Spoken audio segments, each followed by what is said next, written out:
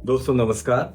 मैं doctor Agamya Saxena, interventional radiologist Bhopal से। हम बात कर रहे थे डीवीटी के बारे में और मुझे लगता है आप में से कई मरीजों को बहुत इंटरेस्ट आ गया होगा कि अब डीवीटी के बारे में इतना कुछ जान चुके हैं तो अब और जानना बहुत जरूरी है। इस वीडियो में हम बात करेंगे कि डीवीटी का अभिशाप कितना बड़ा है और उस अभिशाप से बचने के लिए हम क्या कर सकते हैं, मतलब उसका ट्रीटमेंट क्या है। इसके बारे में हम ज्यादा डिटेल में, ज्यादा विस्तार से बात करेंगे। तो ट्रीटमेंट को हम यूजुअली दो पार्ट्स में डिवाइड करते हैं। एक होता है मेडिकल ट्रीटमेंट या कंजर्वेटिव ट्रीटमेंट और दूसरा होता है इंटरवेंशनल रेडियोलॉजिकल तकनीकों द्वारा हम क्या ट्रीटमेंट कर सकते हैं, उसके बारे में बात करेंगे। सबसे पहला सवाल, क्या डीवीटी में हॉस्पिटलाइजेशन जरूरी है? जी नहीं, सारे डीवीटी के मरीजों को हॉस्पिटलाइज होने की जरूरत नहीं है, लेकिन प्लीज प्लीज ये निर्णय अपने इंटरवेंशनल रेडियोलॉजिस्ट पर छोड़ें। कहने का मतलब ये नहीं है कि हम हर डीवीटी के मरीज को ये सलाह दे दें कि नहीं आप तो घर पर बैठिए आराम से, ये सब कुछ गोली दवाई से ही हो जाएगा। कुछ मरीजों को सचमुच में जरूरत है हॉस्पिटलाइज होने की, कुछ मरीजों को, कुछ सबसेट ऑफ मरीजों को हॉस्पिटलाइज होने की जरूरत नहीं है। लेकिन आज के जमाने में हमारे पास ऐसी दवाइयां हैं जो डे 1 से ओरल रूट के द्वारा हम दे सकते हैं, जिस वजह से हॉस्पिटलाइजेशन की शायद जरूरत ना पड़े।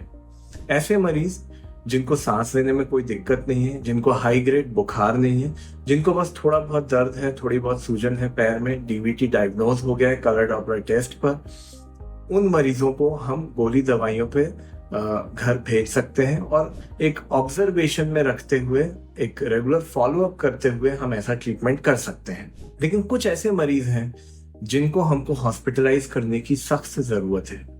मैं कहूंगा ऐसे मरीज जिनकी उम्र ज्यादा है, जिनको कोमॉर्बिडिटीज है। कोमॉर्बिडिटीज मतलब दूसरी बीमारियां जैसे हाई ब्लड प्रेशर, जैसे डायबिटीज या अनकंट्रोल्ड थायराइड की समस्या, ऐसी कोई समस्या जिससे उनको ब्लीडिंग का सोर्स बना हुआ है। फॉर एग्जाम्पल, एक महिला जिसको माहवारी यानी कि मेंस्ट्रुएशन में ज्यादा ब्लड पहले से ही आ रहा हो, या किसी पेशेंट को पाइल्स की समस्या हो जिससे ब्लीडिंग सोर्स पहले से ही हो मरीज को, तो होगा क्या कि अगर ऐसे मरीज को मैं खून पतला करने की दवाई दूंगा और घर भेज दूंगा तो घर पे वो ब्लीडिंग बढ़ सकती है, और वो बढ़ सकती है तो अनकंट्रोल्ड हो सकती है। उसको सुपरवाइज करने वाला कोई नहीं है, देखने वाला कोई नहीं है, तो मरीज को नुकसान पहुंच सकता है और ब्लीडिंग ज्यादा हो सकती है। तो ऐसे मरीज को मैं चाहूंगा कि मैं हॉस्पिटलाइज करूं। कुछ ऐसे मरीज जिनकी डीवीटी का इन्वॉल्वमेंट जो है वो घुटने के ऊपर की नसों में है, मतलब जांघ की नस जिसको हम फीमोरल वेन बोलते हैं, या कमर की नस जिसको हम इलियाक वेन बोलते हैं, या उससे भी ऊपर की नस जिसको हम आईवीसी यानी कि इंफीरियर वीना कैवा बोलते हैं। अगर इन नसों में थक्का जमा हुआ है तो इन नसों में एक तो ट्रीटमेंट की जरूरत भी ज्यादा है, ऑब्जर्वेशन की भी जरूरत ज्यादा है और खतरे भी ज्यादा है। क्या खतरे? Pulmonary embolism. इस बारे में हमने पिछले वीडियो में बात करी थी। अगर आपने वो बात नहीं सुनी हो तो अभी के अभी इस वीडियो को पॉज करके यहाँ क्लिक करके आप वो वीडियो देख सकते हैं और पल्मोनरी एम्बोलिज्म के बारे में जान सकते हैं। तो ऐसे मरीजों को हम एडमिट जरूर करते हैं, खून पतला करने की दवाई देते हैं और एक स्पेशल ट्रीटमेंट ऑफर करते हैं जिसको हम थ्रोम्बोलाइसिस एंड थ्रोम्बेक्टमी ट्रीटमेंट बोलते हैं। अब ये बड़े ही भारी भरकम नाम है, लेकिन मैं एक बहुत आसान भाषा में एक आसान एग्जाम्पल के साथ आपको बताने की कोशिश करता हूँ। देखिए, जब आपकी किचन की सिंक के पाइप में कुछ कचरा जाम हो जाता है तो आपके पास क्या तरीके हैं? 2-3 तरीके हैं कि या तो आप उस पाइप को ही निकाल कर फेंक दें और दूसरा पाइप लगा दें। अब इंसानी शरीर में तो ये बहुत कठिन काम है, कोई बहुत आसान काम नहीं है और इस केस में तो लगभग असंभव काम है। पर जो ज्यादा आसान तरीका होता है वो ये होता है कि उस कचरे को आप निकालने की कोशिश करें बिना उस पाइप को काटे या तोड़े फोड़े हुए, मतलब बिना नुकसान पहुंचाए उस पाइप को आपको उसके अंदर से कचरा निकालना है। तो आप कुछ ऐसे इंस्ट्रूमेंट्स यूज कर सकते हैं जिससे आप एक छोटा सा छेद करें उस पाइप में और उस कचरे को खींचकर निकाल लें। ठीक उसी तरह आज के जमाने में हमारे पास ऐसी मशीन्स आ गई हैं, ऐसे इंस्ट्रूमेंट्स आ गए हैं जिनमें हम पतले पतले तारों द्वारा एंजियोग्राफी के माध्यम से उस फंसे हुए कचरे को खींचकर बाहर निकाल सकते हैं बिना उस नस को काटे पीटे। सबसे इंपॉर्टेंट चीज ये है कि हम उस नस में एक चीरा भी नहीं लगा रहे हैं, मरीज को एक स्टिच भी नहीं आता है, टाका भी नहीं आता है। पर क्या हो अगर वो कचरा बहुत ही ज्यादा थिक है, बहुत ही ज्यादा मोटा है, तो वो एक पतले पाइप से बाहर नहीं आएगा। फॉर एग्जाम्पल, आप एक वैक्यूम क्लीनर से किसी गार्बेज को खींचने की कोशिश कर रहे हैं, लेकिन अगर वो कचरे का साइज ही बहुत बड़ा है तो आपके वैक्यूम क्लीनर के पाइप से वो नहीं खींचेगा। तो आपको क्या करना है, पहले उस कचरे के छोटे छोटे टुकड़े करने हैं, उसको एक पेस्ट जैसा बना लेना है जिससे उसको एक पाइप से खींचना आसान हो जाए।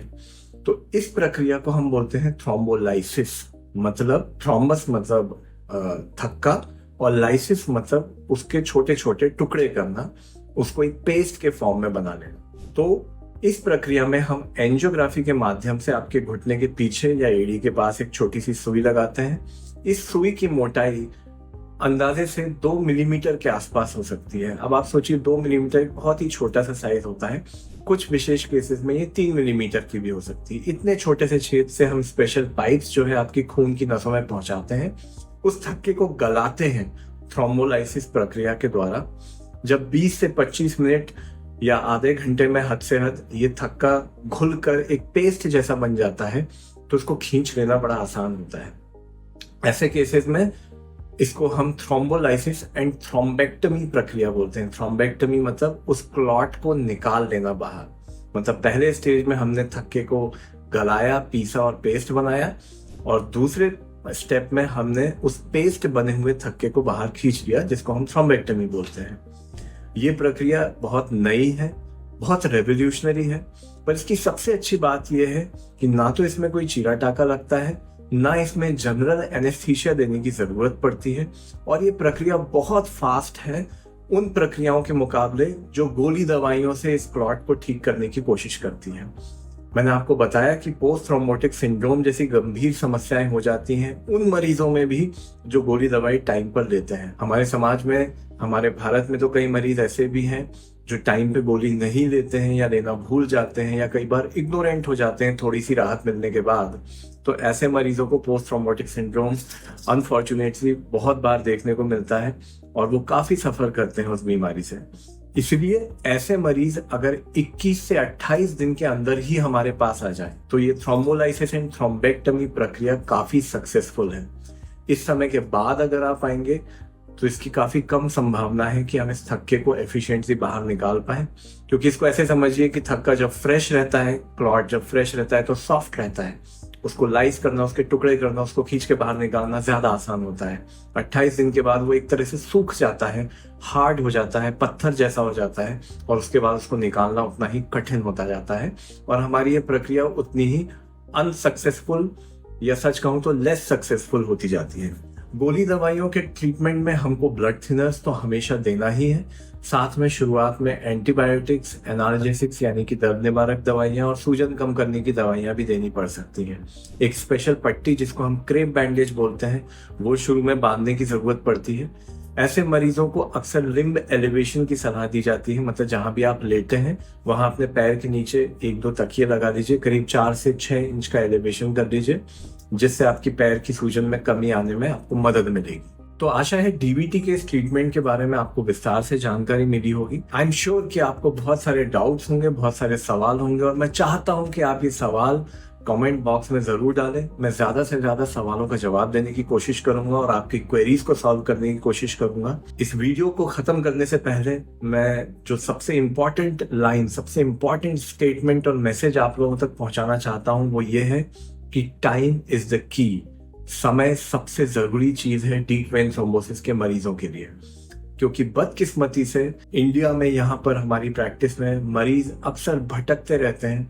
3-4 हफ्तों तक उनको पता ही नहीं चलता है कि किसके पास जाना है, किसके पास मुझे सही ट्रीटमेंट, सही इलाज मिलेगा, और उस समय में उस चक्कर में वो समय बीत जाता है। 3 से 4 हफ्ते का समय, 21 से 28 दिन का समय जो मैंने आपको बताया, और मरीज अगर 1.5 महीने 2 महीने बाद हमारे पास आते हैं तो हम उनको ये रेवोल्यूशनरी ट्रीटमेंट ऑफर नहीं कर पाते हैं। तो टाइम की इंपॉर्टेंस बहुत ज्यादा है। जैसे ही आपको पता चलता है कि आपको डीप वेन थ्रोम्बोसिस है, तुरंत ही इंटरवेंशनल रेडियोलॉजिस्ट से संपर्क करें, जिससे आप इस बीमारी के अभिशाप से बच सकें, क्योंकि इसका अभिशाप ना सिर्फ बहुत लंबे समय तक जिंदगी भर चलता है, बल्कि आपकी पूरी लाइफ स्टाइल को भी तबाह कर सकता है। होपफुली आपको ये वीडियो अच्छा लगा होगा, जानकारी उपयोगी लगी होगी। वीडियो को अधिक से अधिक मात्रा में लाइक और शेयर करें, चैनल को सब्सक्राइब करें, मेरे अगले वीडियो तक का इंतजार करें। तब तक के लिए धन्यवाद, नमस्कार।